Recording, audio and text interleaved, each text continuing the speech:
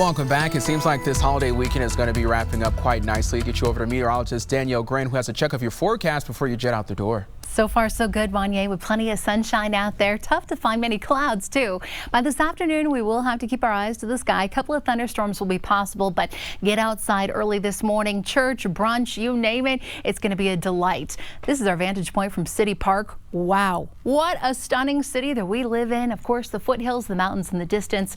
Gorgeous. A snapshot of the month of July. I know we're only a couple of days in, but it's been pretty toasty. On the 4th, we saw highs in the upper 80s. Otherwise, 90-degree heat coming our way all month long.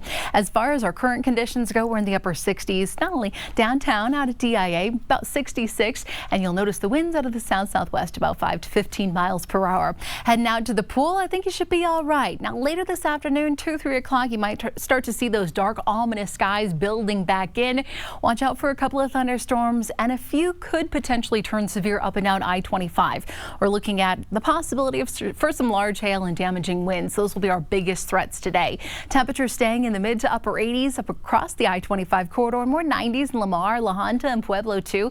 And if you're joining us from the high country, another beautiful day. A couple of thunderstorms possible for you folks with that marginal threat pretty much for the Front Range Mountains, the Southern Front Range foothills, I-25 all the way south toward Pueblo, and then you'll notice that slight risk. So a lot of folks, maybe you're traveling later this afternoon into this evening along I-76, I-80, I-70. Just keep that in mind that you might have to dodge a few storms. Looking at the satellite and radar composite, I know it's tough to believe because it is such a quiet start to the day, and temperatures will be warming up fast for us. By about 3-4 o'clock, we'll be watching those storms brewing out there in parts of Larimer County, and then a few popping up around the Denver metro. By about 5-6 p.m., most of the action off to the eastern plains, and then later tonight should be beautiful. Partly cloudy skies overnight. Still perhaps a couple of fireworks going off. I don't know about your backyard, but mine certainly has been lit up. Tomorrow morning, we're back to the grind, back to the work week we go, and we'll be tracking a few clouds early in the morning, another warm afternoon with storms firing up. Typical timing, 2-3 o'clock.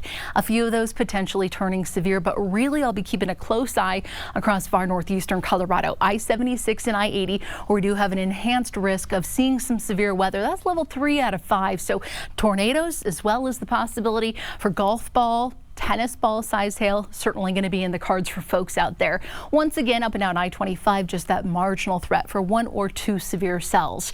Temperatures soar back to the low 90s for us tomorrow afternoon. A little cooler off to the northeastern plains in the 80s, but still that summer heat is with us. We'll be back to the 80s up in the mountains and then scorching out to the western slope at 97. Looking at your Super 7-day forecast, again, the storm's still likely for us tomorrow, and then we start to warm back up and dry things out around here. Mid-90s on Tuesday, and then close to 100 degrees. We have not had a 100-degree day so far here in Denver. It's going to be close. That's what our record is, 100. So we'll see what we can do. Thunderstorms may come back for us on Thursday, and then finally some slightly cooler temperatures in the 80s to wind down the work week.